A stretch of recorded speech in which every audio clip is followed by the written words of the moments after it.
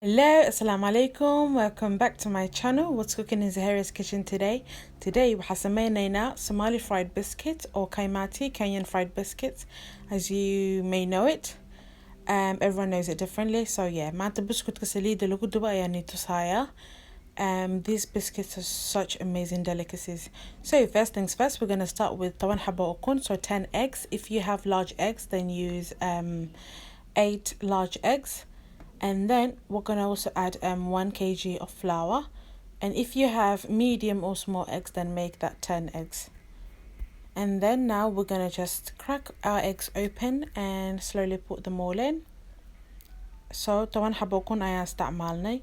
Ukunteena way yar tahay, ukunta waaweyn ma aha. Ukun waaweyn da isticmaalaysid waxaa isticmaalaysaa 3 xabo. Kadib ukuntii ayaa qasaysaa. So you're gonna beat that for around 5 minutes until everything is all fluffy and the eggs look lighter than they were at the beginning. And then waxaa ku daraynaa 2 koob oo sokor ah. So we're going to add in 2 cups of sugar in different intervals. So this is the second time we're going to add it. And then you're going to beat that for another good 5 minutes. So 5 daqiiqo kale ayaa qasaysaa qaybtan until ukuntii iyo sokorta isku dhalaalaan. So make sure the sugar and the eggs are incorporated properly. And then we're going to add in 1 cup of oil. waxaa ku daraynaa 1 koob oo saliid ah. And then we're going to beat that for another good 5 minutes. 1 koob saliid, you can use any type of oil you want. Vegetable oil, canola oil, olive oil. Do not add sesame oil. Sesame oil has a weird smell. Saliid macsara ku darsanin. kadib waxaa ku daraynaa nus kiilo oo bur ah, so half a kg of flour, plain flour, and we're just going to slowly mix that all in, and then just keep kneading that. So intaas horta kastoo qasaysaa, kadib waxaa ku daraysaa qaybtii kale dambe. So you're going to add in the other half of the plain flour, and then make sure you also add 1.5 tablespoon of baking powder. And I've also forgot to record that you need to add cardamom. Hayl ha iloobin, waa ku iloobay inaad duuba haylka. So waxaa ku daraysaa 1 qaando iyo bar oo hayl ah iyo 1 qaando iyo bar oo baking powder ah. Labadaas yaa la iloobin. So I'm going to try and write that down below. Do not forget to add in your baking powder and your cardamom. And then you're going to add in 1 extra cup of plain flour. So 1 koob kale oo burka caadiga ah aad ku daraysaa, intaas ayaa isku qasaysaa. sababtoo ah burkii kastoo wuxuu noqday aad u qoyaan u ahay. saas darteeda waxaa ku daranaynaa 1 koob kale. kadib burkii markii uu weelka ku culusaado waxaa ku gedi kartaa miiska. kadib miiska ayaa kor qasaysaa. Now that the bowl seemed too small for the dough, you're just going to knead everything on top of a table surface, and make sure you put flour on your surface before you start kneading, because you're going to end up with a sticky dough and you don't want that. So intaan waxaa soo qasaysaa 5 daqiiqo. So you're going to keep mixing this for a good 5 minutes, and then yeah, as you can see, it should look something like this, really soft, and you should be able to cut out in pieces. kadib hal saxan ayaa saliid la marinaya, so make sure you apply some oil onto a plate or the table, any worktop surface you need that you have space on. And then make sure you cut that into 4 pieces. So 4 qaybood ayaa loo kala qaybinaya, and ani hooyaan sacaabinayno qaybtaan. So me and mom help each other on this side. I just decided to help her. And then as you can see, qaybteeda laba kala dhigtay, and then qaybteeda laba kala dhigaya. sababta loo kala jarayo waxaa waaye inay hadhow ku fududaato markaa isticmaalaysid buskudka sameynaysid. haddaa rabtidna hal mar ayagoo weyn ayaa fidi kartaa, but it's easier to do it in small pieces. sababta saliida u marina waxay tahay burka inuu isku dhadhago ma rabno, burna ma marino. Do not use flour to roll out your dough, because your biscuit will just become powdery. burkii wuxuu ka noqonayaa buskudka wuxuu ka noqonayaa burbur haddaad bur badan marisid. marka saliida isticmaal, saliida fiican oo fudud. And then burka markaa fidinaysid si khafiif ha u fidinin oo zaid ah, haana u fidinin si oo waaweyn. burka waxaa ka dhigaysaa dhexdhexaad. So when you're rolling out your dough, make sure that when you roll it, it's not too thin and it's not too thick. Just make sure it's medium, or else you will end up with a raw dough, or you'll end up with a very dry dough. And then you just cut that into small cute pieces. Don't worry about it. It will not stick together, but be careful that it doesn't stick to each other too much. kadib saliida ayaa ku shubeysaa oo kulul.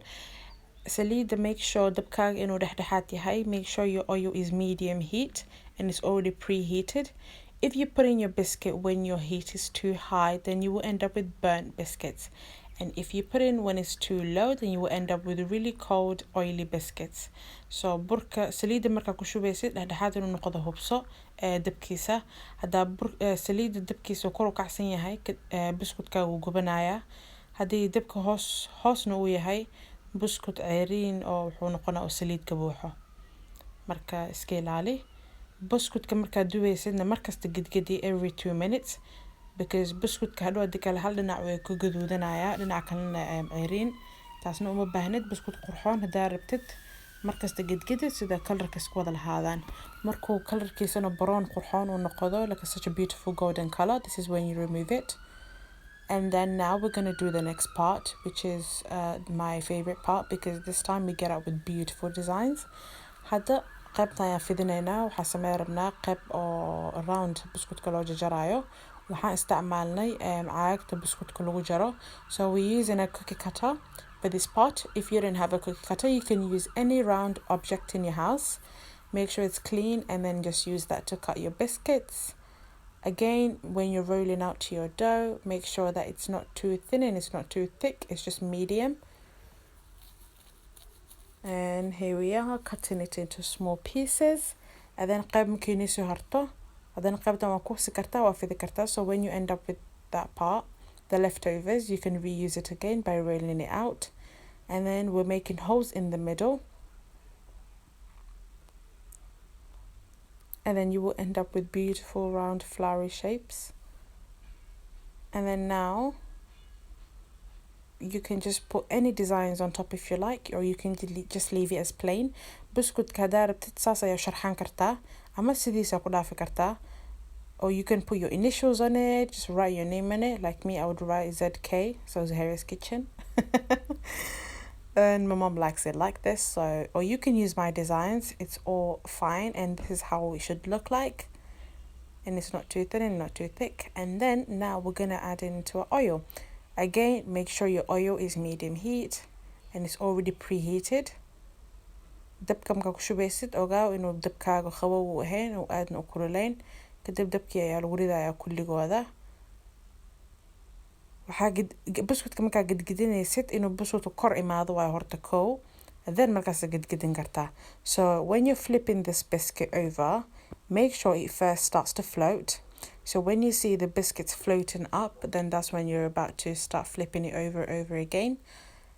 If you start flipping it as you put it in, and then you'll just end up breaking your biscuits into pieces, and you don't want that.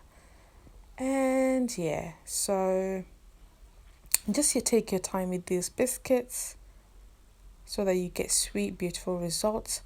I love these biscuits. The reason being is because it just reminds me of Eid, and just all good stuff. Is just smells so good. All my guests love it. Everyone in my family literally loves this biscuit. I have never come across someone who dislikes this biscuit. Biscuit كان عيد ويحسوسيا seriously. يمرتقات كان قف بسكوت كان رمي ولي يسجعلنا دونك ولي ما بيسو مرنبا. So بسكوت في عن واي. مركب مكاسب يسقف هادو جعلاوي. Never believe any word I say, because everyone's gonna love it. And as you can see, voila, I've ended up with beautiful biscuits. Don't forget to like, subscribe, and share my channel. And thank you for watching my videos.